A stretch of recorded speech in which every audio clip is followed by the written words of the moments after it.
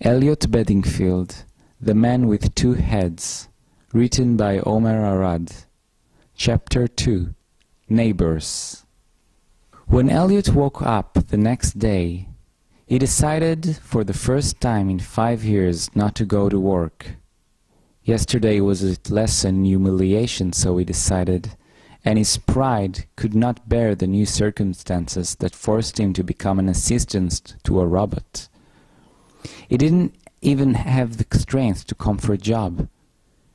He felt job betrayed him and his trust.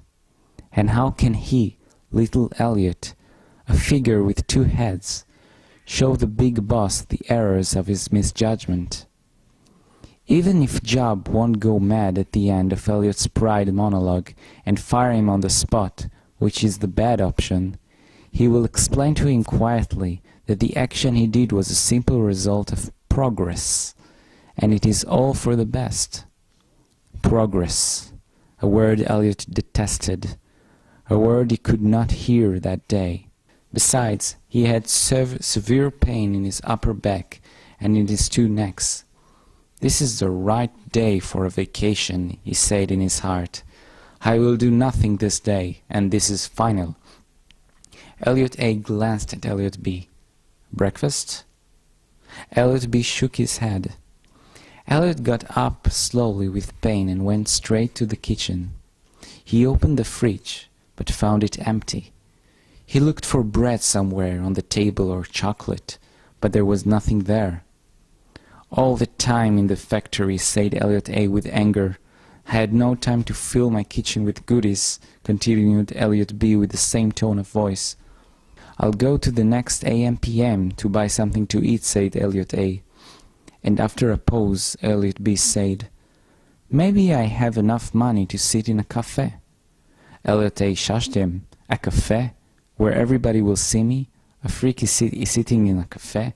A freak is being served?" Eliott B answered, "Why not? Am I such a freak?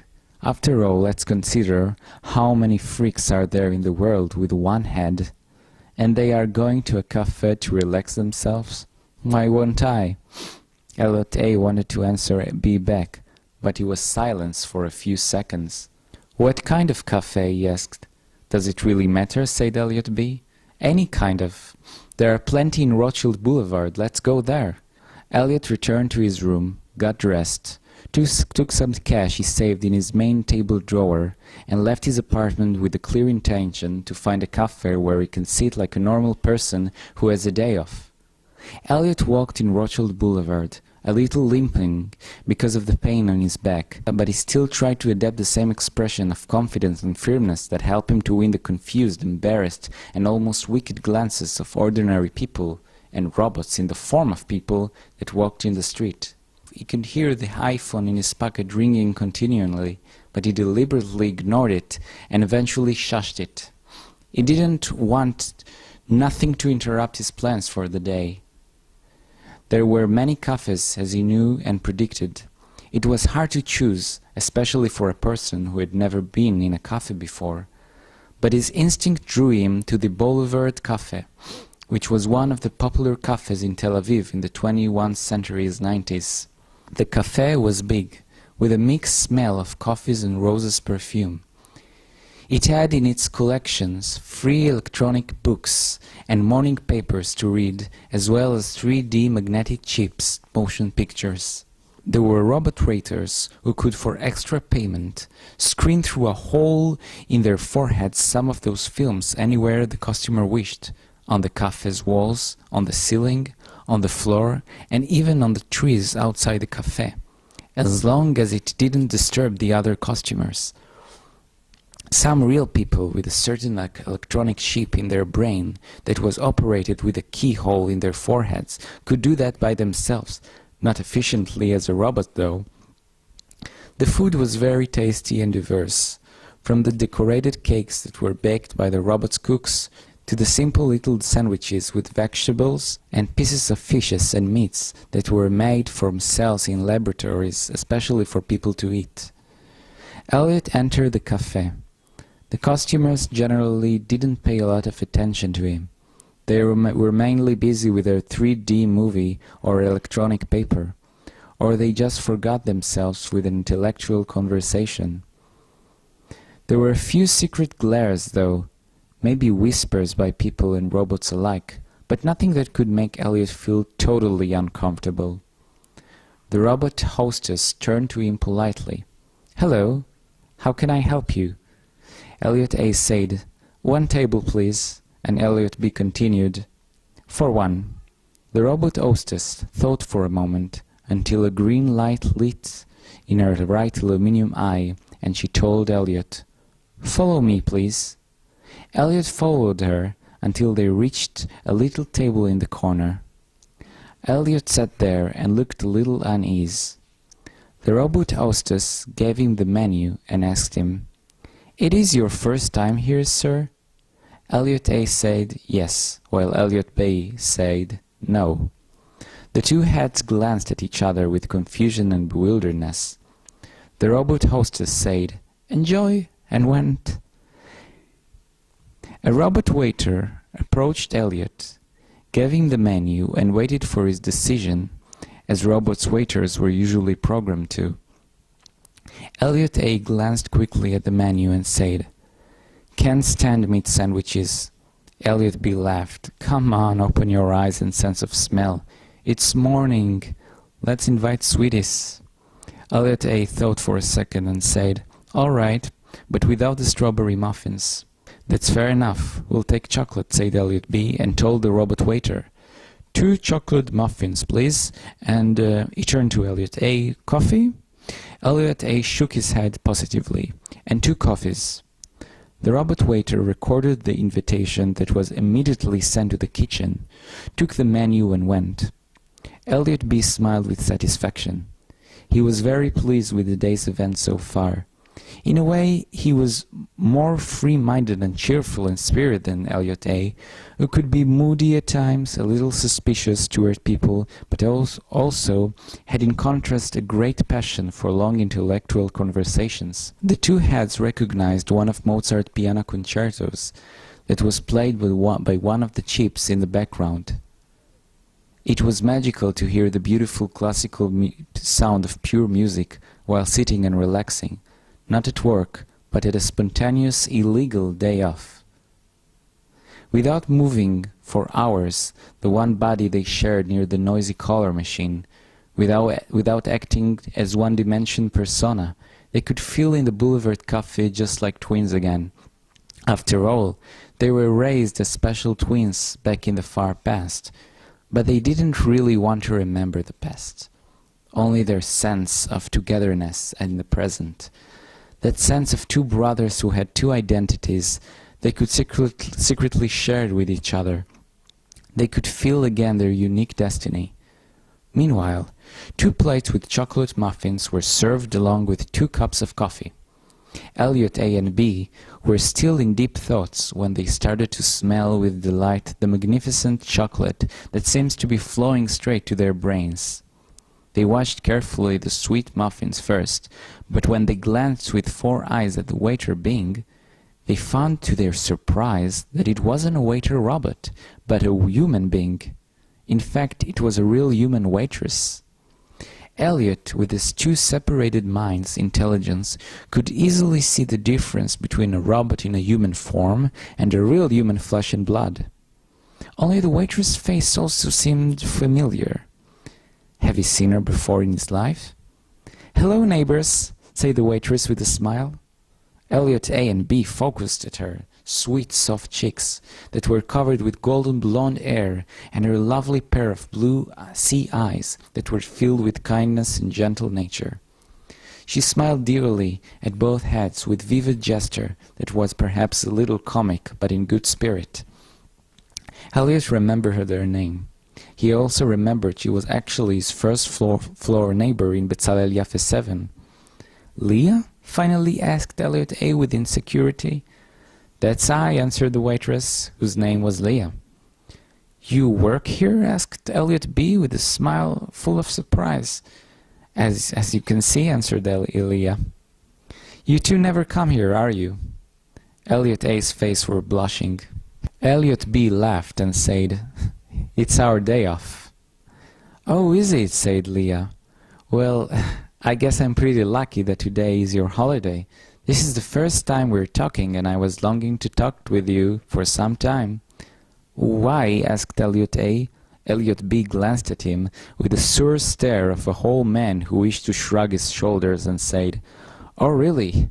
That's awesome." Leah continued, "You're such a mystery to all neighbors. We always wanted to invite you to our Saturday night parties, to get to know you better. But you're always so busy and absent. Why won't you come tonight to my apartment and have a chat with me and my flatmates?" Eliott A. looked a bit frightened.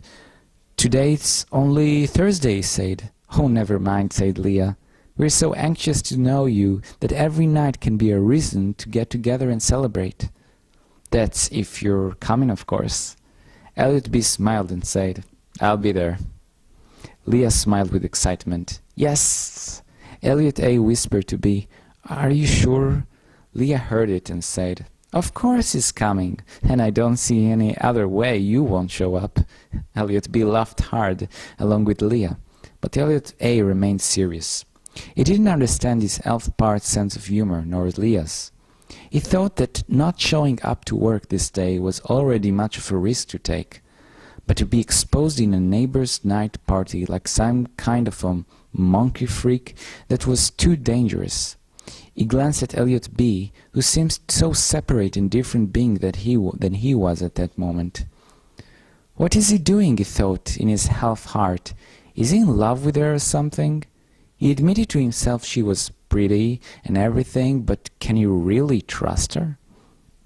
That he didn't know for sure.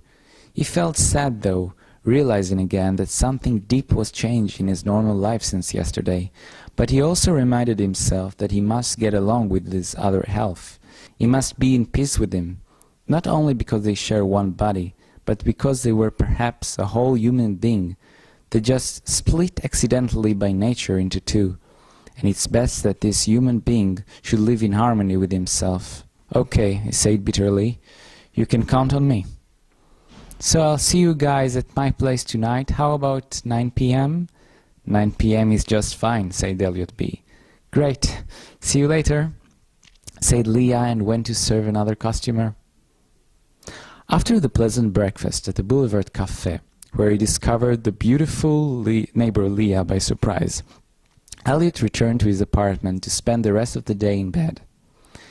Both heads needed to concentrate and meditate the meaning of the night's future event. The invitation to Leah's apartment, that is. Eliott A. tried to relax himself through the confidence and motivations of Eliott B. Although Eliott B. seemed to be overexcited himself by the new opportunity to expose himself to his neighbors for the first time. Eliott A. suddenly began to think about the toy factory. His breath was a little heavier than usual. Eliott B. could read his mind and say to him, "Let's not discuss it." Eliott A. glanced at Eliott B. with sad eyes. "You know Job can fire us for that." "Let's not discuss it," repeated Eliott B. with a firm tone of voice. So Eliott A. was silent for a moment, but still in deep thoughts. "Are you in love with," he finally whispered. "Leah?" asked Eliott B. and said, "Aren't you?" Eliott A. thought for a second. "I'm not sure." Eliott B. smiled. "Well, you are right about me. To tell you the truth, this girl fascinated me from the first time I saw her around here. I was dying to talk to her, alone. That's why I didn't dare. You see what I mean? Until they made fool out of us yesterday with that bell-fucking robot. Then I realized, and so did you, I guess, that after this humiliation, we have the right to do whatever we like. If I won't try with you along to make my dreams come true, then what is my worth? What is our worth? To stay freaks? Two idiots captive in one body? Is that what you want?" Eliott A. was alarmed. "Don't say that." Eliott B. giggled. "All that wasted time I never dared to talk to her, never dared to express myself in front of a woman I love, never even tried to chat with my neighbors. I was only busy with my solitude. From now on, I'm going to make my life different. I'm going to change my old way of thinking. I'm going to be accepted by society as a whole human being. Are you going to cooperate with me on this?" Eliott A. looked gloomy. "I guess so." Eliott B. looked at him, astonished. "Guess so? That's the only thing you can say to me?" Eliott A. took a long breath and said, "You definitely know how to express your feelings, and I agree that yesterday was a humiliating experience. But I still think we should slow things down. I still think we are taking a big risk by not showing up to work today, even to confront Job. And I still think that we are what we are, and that we can't do anything to change that simple fact. We are two heads with one body. I don't believe I have the strength to see the laughter and the embarrassment of our neighbors tonight, including her. That's all." Eliott B. was raged. "What do you mean by saying including her? Do you think she's like anybody else? Is that what you think of her? I tell you now, and hear me well, this girl is special. She has a warm, kind heart and superior gentleness. Oh dear God, I just can't believe how my other half could be that suspicious." "You're not in love with her? That's okay, I don't mind. But don't dare to interfere with my plans for tonight. We're going to be normal tonight. We're going to show them we are a normal human being. I ask you now, and I ask you for the last time today, please, I beg of you, stop being a coward. It disturbs my concentration." Eliott A. listened to this and said nothing. Eliott B. looked at him for a moment, then turned over and said, "Now let's go to sleep. We have an important evening." He closed his eyes and fell asleep very quickly. Eliott A.'s eyes remained opened. He stayed awake. Evening came. The time was 8:30 p.m. Eliott just got out from a wet warm shower and entered his bedroom to get dressed. A strong smell of lavender soap came directly from his white skin and covered the room with charms of romantic freshness, the element that seems to control a man's mind whatever is in love with a woman or life in general.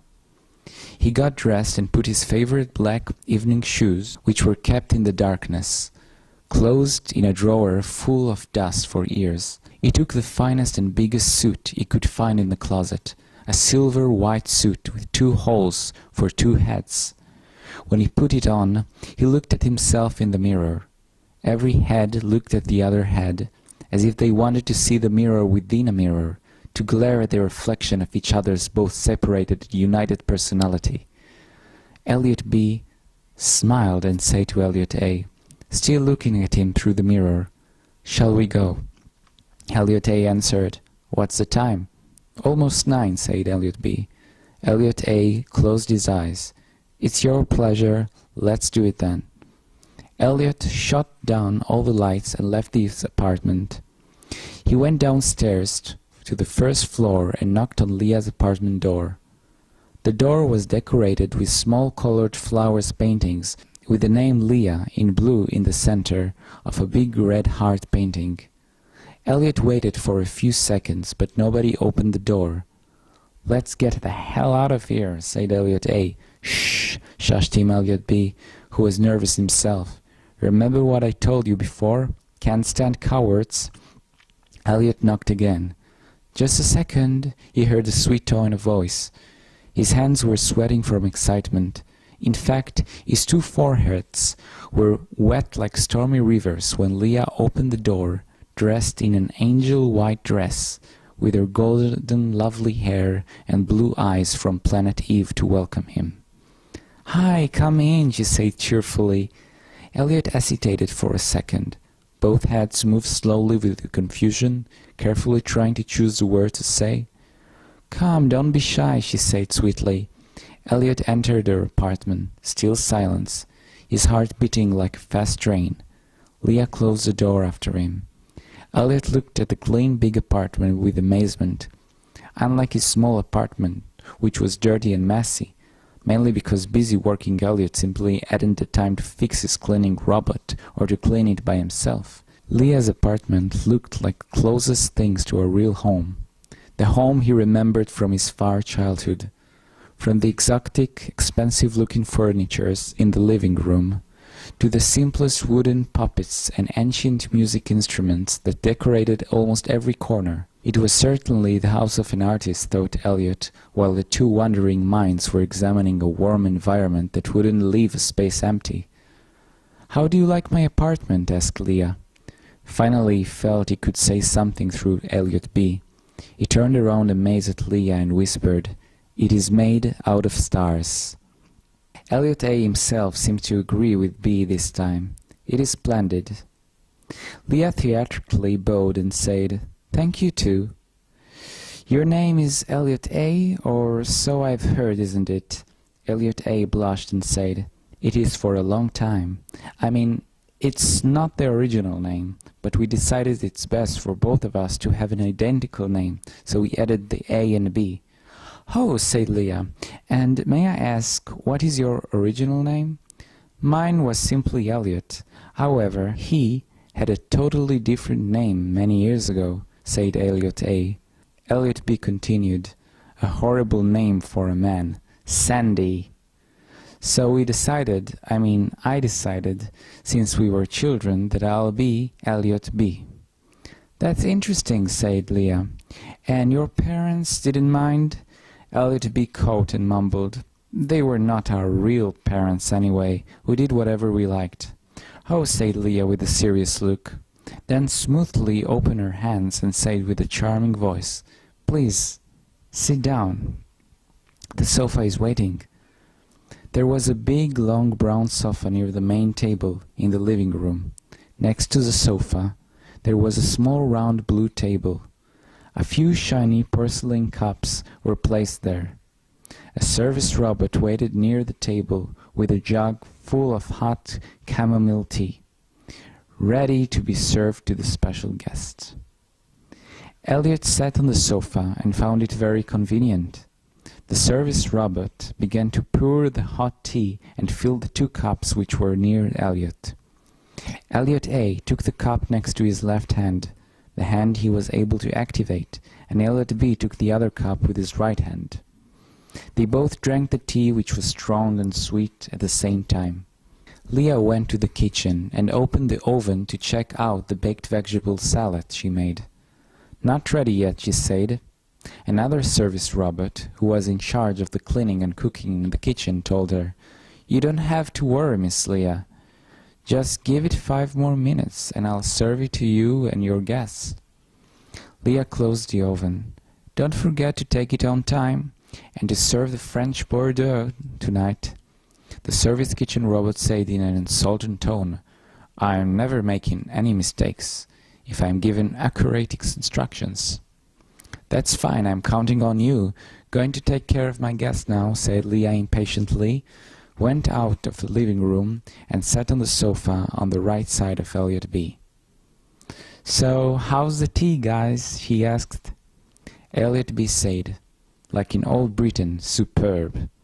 "Oh," said Leah. "It's a big compliment coming straight from an Englishman. You are English, aren't you?" "We are," said Eliott A. "That's true," said Eliott B. "Then the rumors were right," said Leah, almost to herself. "Which rumors?" asked Eliott A. Leah glanced at him with a little naughty bewilderness. "Oh, you know, the neighbors here, that includes me, don't really know who you are, but during parties or at any other occasions we're together, we often speak about you, and the name Eliott sounds so English." Eliott A. smiled. "That's correct," he said.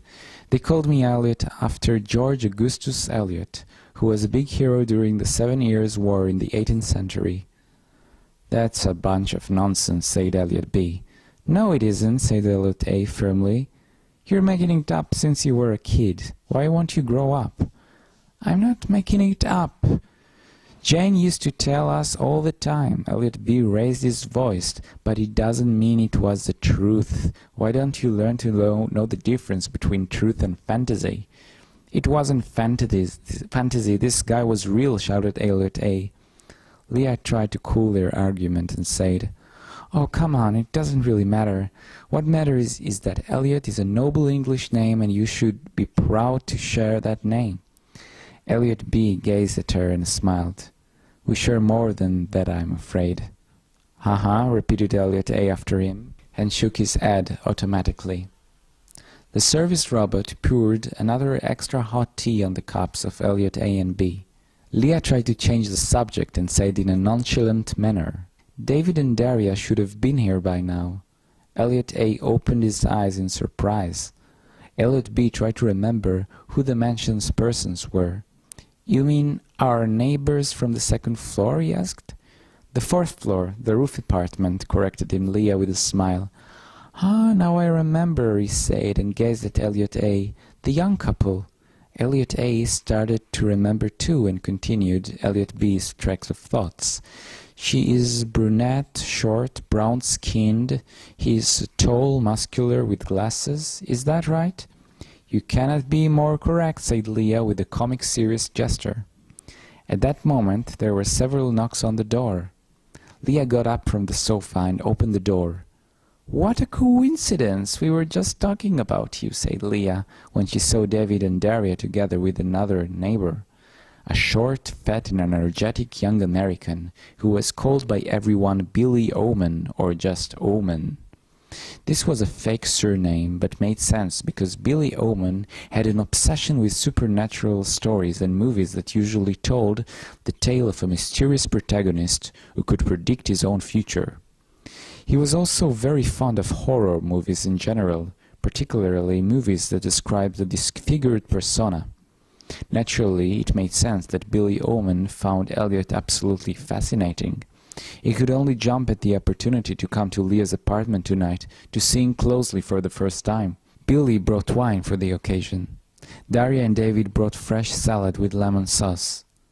Leah gazed at that and said sweetly, Oh, you shouldn't have brought food. I made baked vegetables in the oven. Billy Oman touched his belly. Enough is never enough. For me, vegetables are merely an appetizer. So I desperately need to drink afterwards in order to forget that I was ever hungry.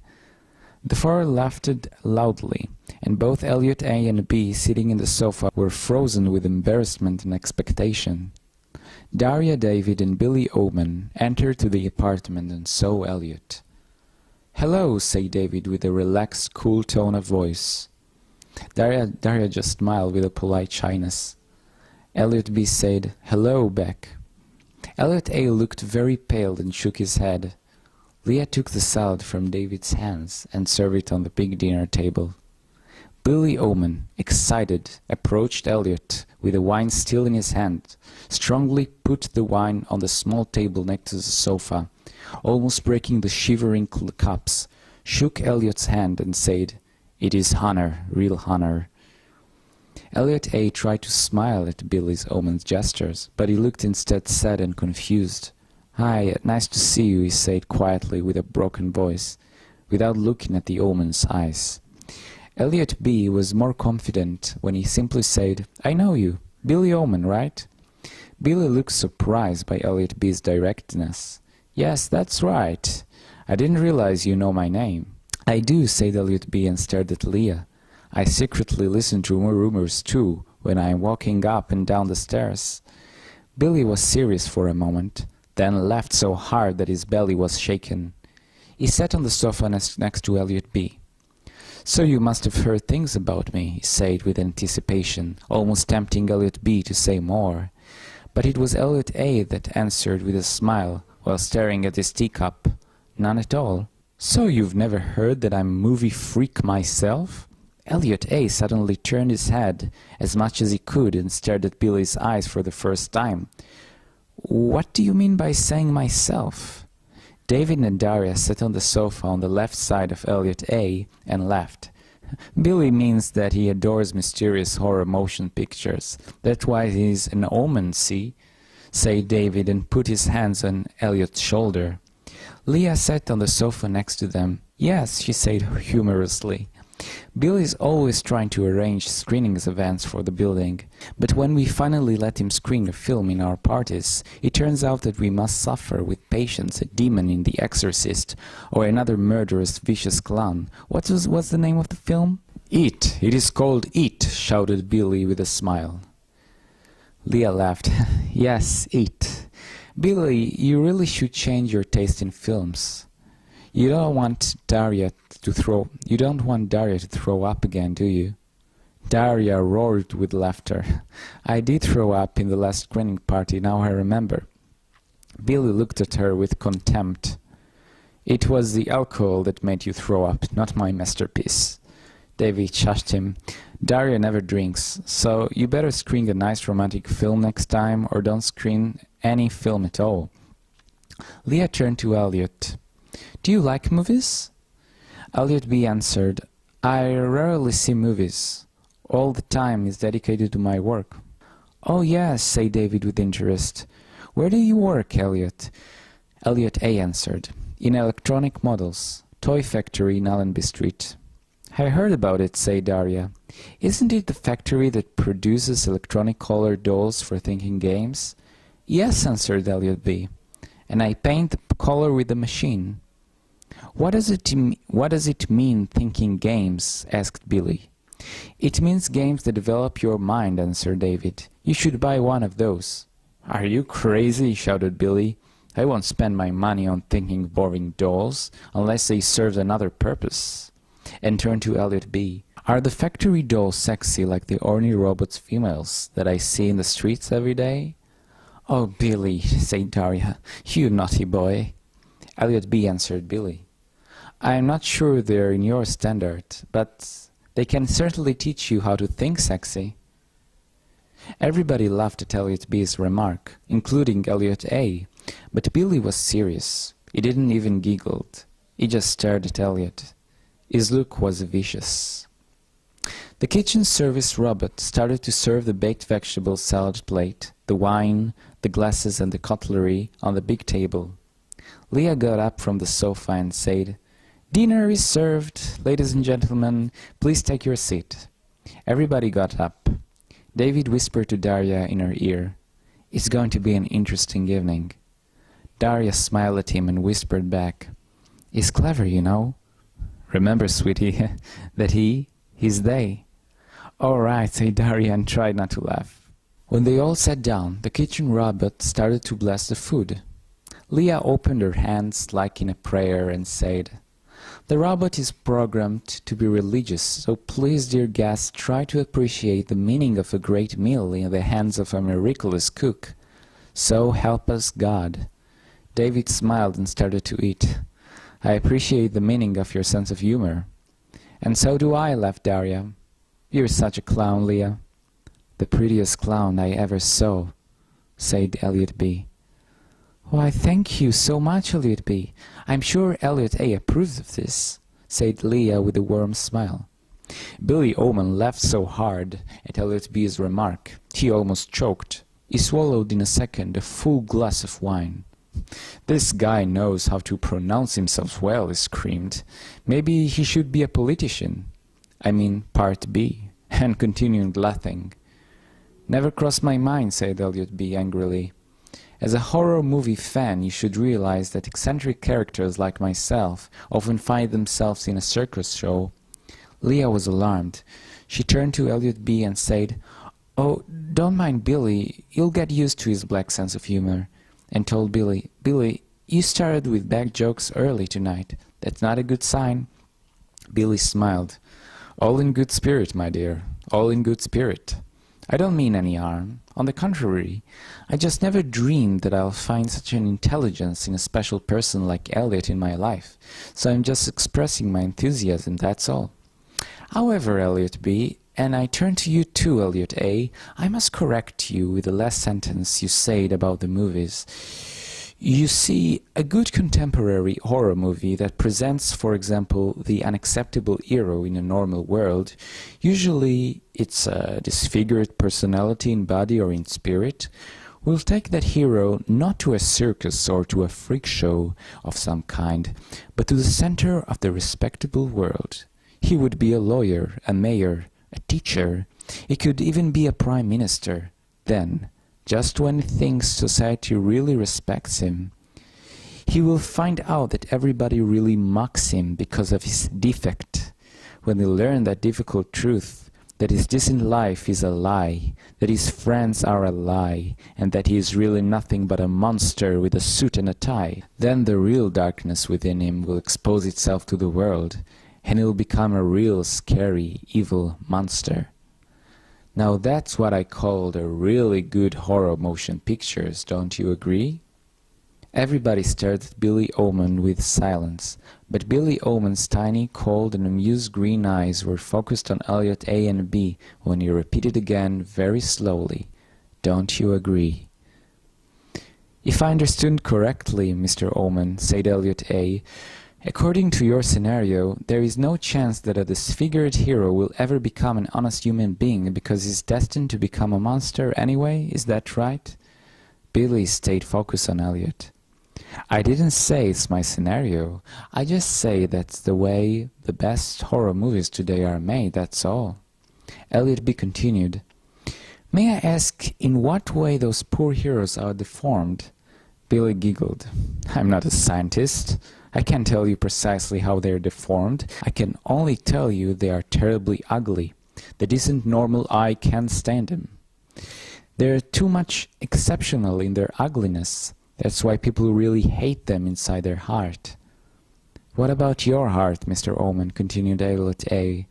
"Is it full of love or hatred?" Billy laughed. "I always love the exceptional. That's what makes life a horror fun to watch." "Did it ever occur to you, Mr. Oman," said Eliott B., "that the horror you talk about is revealed in one's thoughts? I really mean in your thoughts, Mr. Oman, since the obsession with common freaks seems to be your special interest and desire in life. Maybe it's also your secret profession. Would you like to be paid, for example, to watch a two-headed freak like me suffers? Would it satisfy your dreams of horror? Would you screen it afterwards to a hungry audience like yourself, so that they'll be able to chew me together with their chewing gum and popcorn? I admit it takes a big horror shot to design such incredible thoughts, but I ask you, Mr. Oman, and I ask you now, could it be that the real monster you mentioned in such a gifted way actually lies in those thoughts? Who knows? Perhaps those thoughts may lead to actions one day, and then the world would not be tolerance anymore, you see? The world, then, will simply be full of people, like you, Mr. Oman." Everybody were frozen by Eliott A and B's words. More than that, Leah, David and Daria were totally surprised because they have never seen Billy, the fat chap from the second floor that liked to screen films at parties and entertain everybody, so vicious before. It was clear now that for some reason he really disliked Eliott. Billy asked with a threatening tone of voice, "Are you suggesting that I'm the monster?" "We're not suggesting anything that you haven't suggested before," said Eliott A. Billy got up from his chair. "You little freak." David got up too. "That's enough, Billy. Get out." Daria trembled. She held David's hands and stared frightened at Billy's. Leah said calmly and quietly, "You heard him, Billy. You better go." Billy didn't seem to mind what David and Leah said. He looked for a long minute at Eliott A and B with a stare full of hatred. Then he turned around, violently opened the door, and left Leah's apartment. David sighed and sat down. "He's crazy," he said to Eliott, apologizing. "Yes," continued Daria. "We didn't want him to join us in the first place. He is like a glue, this guy. He must have heard from some neighbor or one of his flatmates that Leah invited us and Eliott to dine with her tonight and wanted to come. A pain in the neck, that's what I call that character." Leah also felt ashamed, even guilty that Eliott was offended in her apartment. "I'm so sorry, Eliott A and B," she said. "I honestly didn't think that Billy Oman will come here. Never crossed my mind to invite him. He is too rough." David stretched out. "Well, thank God now we're five, and we can continue to enjoy each other's company in a civil way. Leah, can you pass me the salt, please? Why, certainly, said Leah. Eliott B said to Leah, don't worry about it. It's not your fault. I think, as well as Eliott A, that you are a perfect host. Isn't it right? He gazed to Eliott A in question. Eliott A was serious. How come this evening dinner became such a rumor from the start? He asked. Oh, hush up, shushed him Eliott B. Leah has nothing to do with it. We both heard ourselves that this horror movie-goer guy is a little bit off, and we heard it from rumors too. We live in a building full of people, and people talk, that's natural. You're right, Eliott B, said David and turned to Eliott A. Don't take it too hard. All the neighbors here know everything about each other, from their work and habits to their private sex life. Oh, David, moaned bashful Daria with a smile. Stop, you're embarrassing Eliott, said Leah. No, that's okay, said Eliott B. I'm not embarrassed at all. I am, said Eliott A. You can't deny the fact, so please don't be embarrassed, said Eliott B angrily. We chose to live in this building 6 years ago, right? And we knew what is the nature of the building, that it's full of different diverse young people from many countries, exactly like we came from Britain. But we choose to live alone, shouted Eliott A, in our own safe and quiet apartment, without the necessity to expose ourselves to society, especially not to people like Billy Oman. Now it is too late. Too late for what? Answered Eliott B. I won't let you insult Leah. She's the kindest host I can ever hope to meet, and also David and Daria. Stop being dramatic and creating scenes all the time. Eliott B turned to Leah. It's my turn to apologize now. His thoughts, you see, don't always reflect mine, even though we're identical. But he didn't mean it. But of course not, said Leah. I completely understand. You don't have to explain yourself or apologize. It's okay. Yes, said Daria. Don't worry about it. Everything is cool, continued David. We are your friends, Eliott A and B. I want you two to know that. Thank you, said Eliott B softly. You can imagine how much is important for me to hear it. Eliott A gazed at B with pain in his eyes. He looked deeply hurt. Everybody continued to eat their food in silence. After everybody finished dining, 5 tiny flying robots in the form of beetles jumped from the floor and started to clean the table by spreading soap with a strawberry smell from their mouths. The main service kitchen robot, with the help of 2 other smaller service robots, cleared the table from the cutlery and at the same time served hot chocolate heart-shaped cookies and coffees on the small round table near the sofa. Leah, Eliott, David and Daria got up and sat in the comfortable sofa to enjoy the dessert. My DX5 robot makes chocolate cookies better than any human being I have ever met, and that of course includes my family members, said Leah. It's delicious, said David, licking his fingers, and I'm not surprised at that. Generally, the new design robot models of today are much more superior than humans, whether in their domestic house management ability or in simple intellectual discussions. They are not just smart, they are creative, which is far more important. Yes, said Daria. We still have the DX4 cleaning model in our apartment, and I'm begging David for 3 months now to buy me the DX5. I always remind him that the difference between the models are the same difference between a simple cook beginner that suffers from hearing and concentration problems and a real master chef. Wait till your birthday, baby, said David, and gave her a French kiss. Leah turned to Eliott A and B. Both looked a little gloomy. How about you? She asked. Do you have any special service robot to help you cleaning your apartment? Eliott A answered. No, yes, we used to have in the past, but it's an old model, broken. It's not functional now. Eliott B continued him. We don't really fond of robots.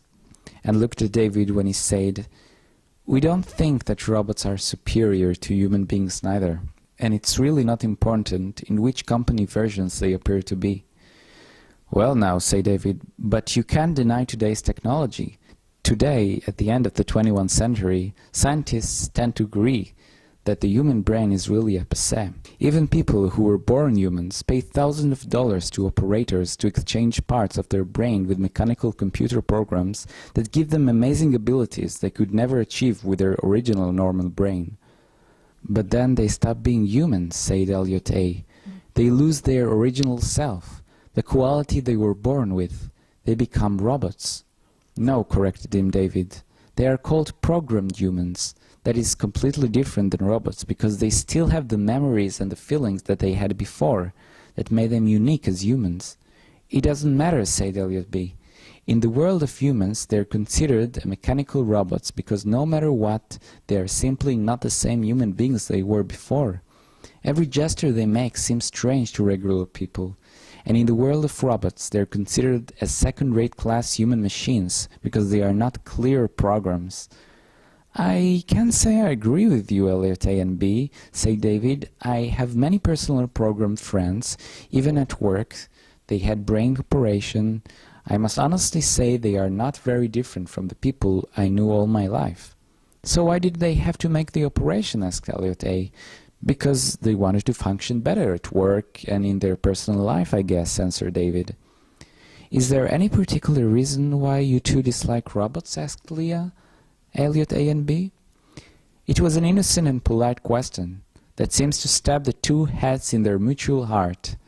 They started to remember again yesterday's events and that Bell, wicked and arrogant robot that took their place in the toy factory. I only know that a real human has a soul, said Eliott B, and that robots don't have that divine spark. The geniuses that created them are not as clever as God or nature yet. When they will be, please let me know. I'll be happy to see such miracles in action. Are you too religious? Asked David. Oh, Eliott A smiled. We used to believe in the biblical God once. And now? Asked Leah. Oh, our God now is more abstract, I'm afraid, said Eliott B. Like a mystic long painting that artistically paints itself in circles with no end. But I've always secretly believed in the logic of evolution, even when we were reading the Bible every night in our childhood. You knew about it, didn't you? Eliott A gazed at him. I've always suspected that. You were always asking me weird questions about Moses while I was reading. You were interested to know how did he manage to open the sea? How could he possibly done it? You mean scientifically? Eliott A took a pause and laughed. He turned to everyone and continued. And I had to explain to him slowly that he'll understand that God made it all happen. Then he used to giggle, I remember, and I begged him to stop giggling. I told him that God will punish us for that. And then he said, Eliott B interrupted him. I told you that God have punished us already.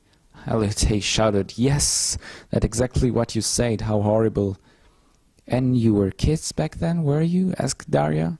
Yes, we were, said Eliott B. It was the shortest and happiest time of our life. There was a silence, and then Leah said, I'm sure you two still have a lot of happy moments to share.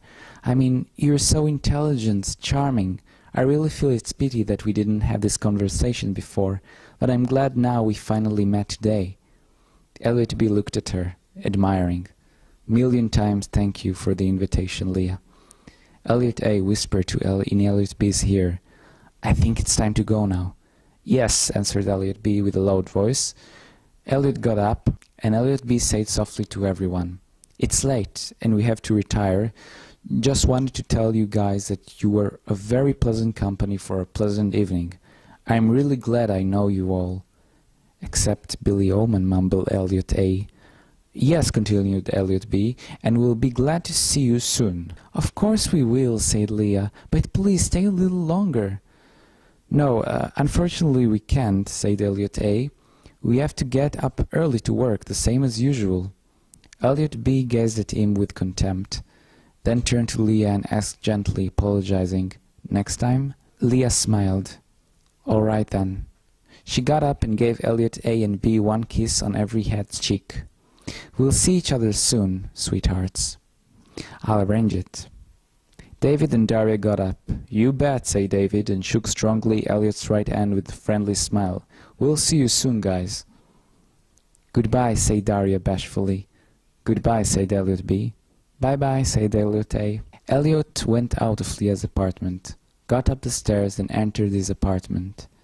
When he entered the bedroom, he collapsed into bed without taking his fine clothes off. Eliott B smiled. It wasn't so bad, right? Come on, admit it. Yes, it was, answered Eliott A. But please don't bother answer me back. I don't see what difference does it make anyhow, since our old and quiet life that we knew and loved till today are now a part of ancient history, and that might includes our own job. End of chapter 2, Neighbors.